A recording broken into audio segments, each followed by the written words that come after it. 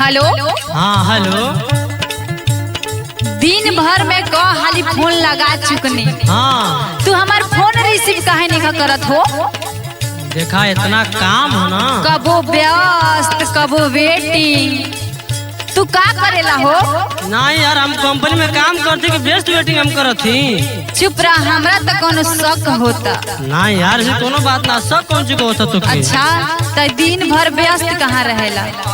अरे हम ना व्यस्त हम हमारे मोबाइल थोड़ा व्यस्त रहे। अच्छा हाँ। तो मोबाइलिया व्यस्त काहे बतावेले तू व्यस्त है? तू जान कहाँ व्यस्त बता लो, तू झूठे बोलत हो भी। अच्छा हम झूठ बोलत हई? हाँ ए हल चल भैया देख ला,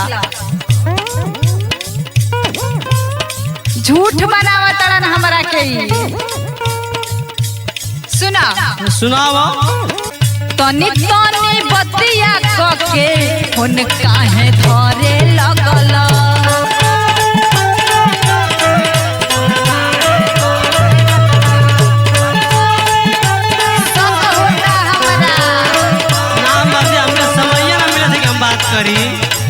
कवनो के चक्कर में तू लगता कि पड़े लगला।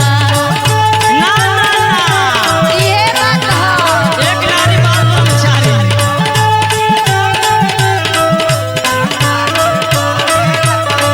तनी तनी बतिया कके फोन तू धरे लगल। कवनो के चक्कर में तू लगता कि पड़े लगल। सुना बोलो। बिजी रहेला सैया कहाँ दिन भर?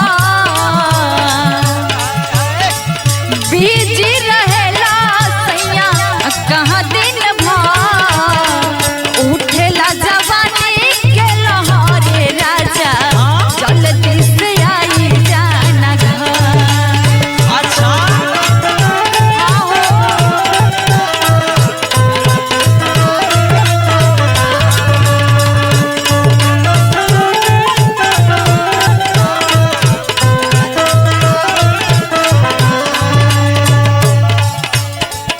अरे यार तू झूठा ना हमारा पर शंका करत है।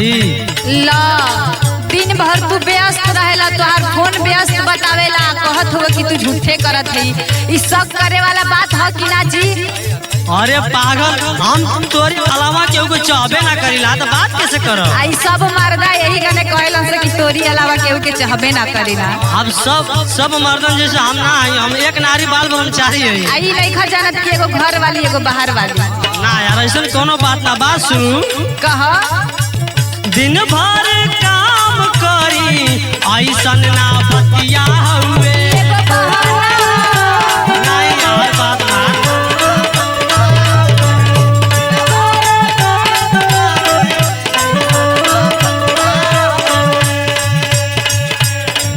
कैसे बताई रानी कितना सतिया हुए। चुप रही, झूठ बोलेला खाली। अरे पागल, तू हमारा विश्वास ना करी तो और क्यों करी?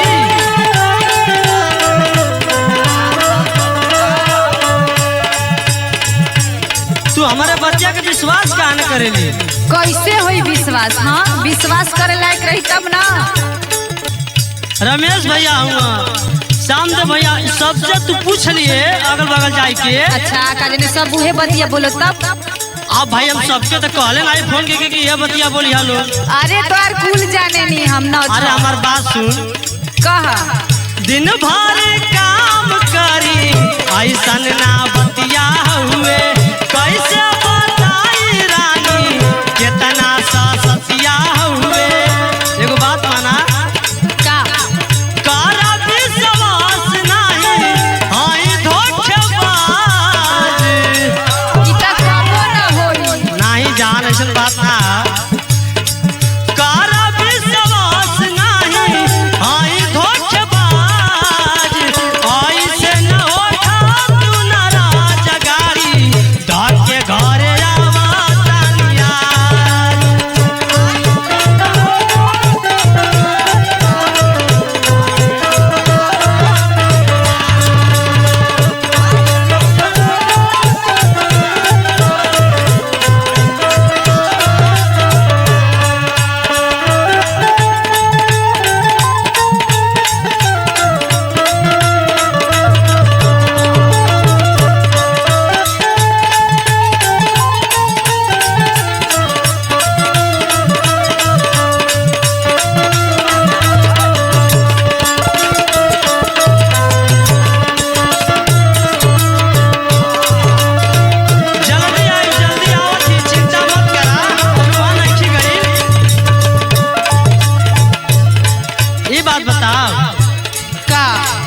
तो से हम कबो झूठ बोली ना पगली। ई तो हम विश्वासे ना करब जी। अरे यार तोरे वाला हम केहू के सच्ची में ना चाहे, हम कौन चीज के कसम खाई। तू गंगा जी में खाड़ होके कहब तबो विश्वास ना करब, समझला? काहे कि तू ऐसा लौकेला। देख कंपनी से छूट गई बानी, बात होती है अब जाती तत्काल में टिकट कटाई। बोला टिकट कटाई बाद देख हम आवत ही घरे, चिंता मत कर। सुना कोई बेर कहल नहीं बात बुझता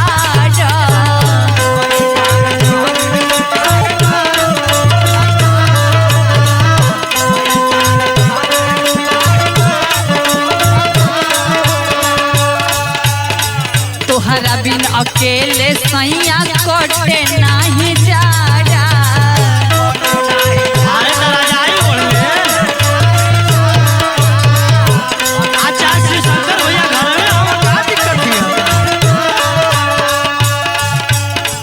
कई बेर कहल नहीं बात बुझता तोहरा बिन अकेले सैया कटे नहीं जाड़ा।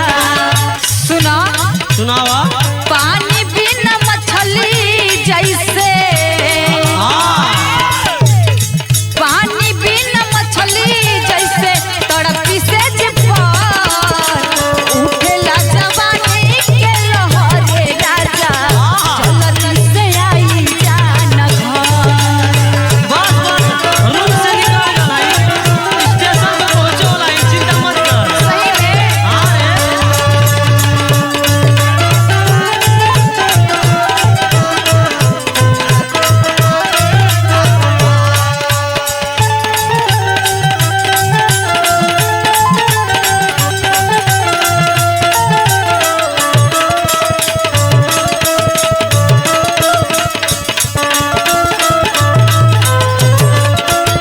अरे जिया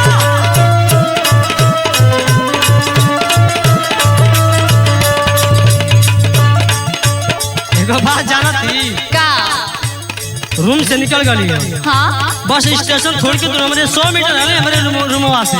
सही बोला तोड़ा ना। हाँ यार ठीक बा जल्दी से आ जा। बस बस पहुंचे वाला ही। बताओ तू के कुछ चाहत था?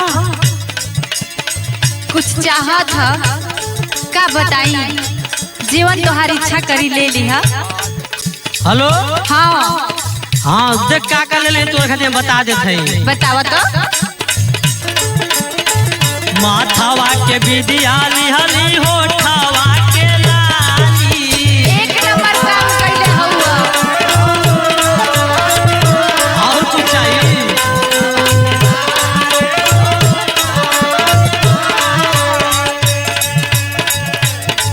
छूटी जाई गाड़ी ना तो फोन रखाली।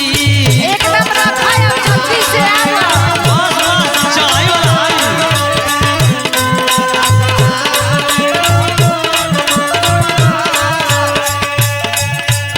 बस आप फोन रख दे, गाड़ी में बैठ गई। एकदम बैठ जा, जल्दी से आ जा। माथावा के बिदिया लिहली होठावा के लाली। छूटी जाई गाड़ी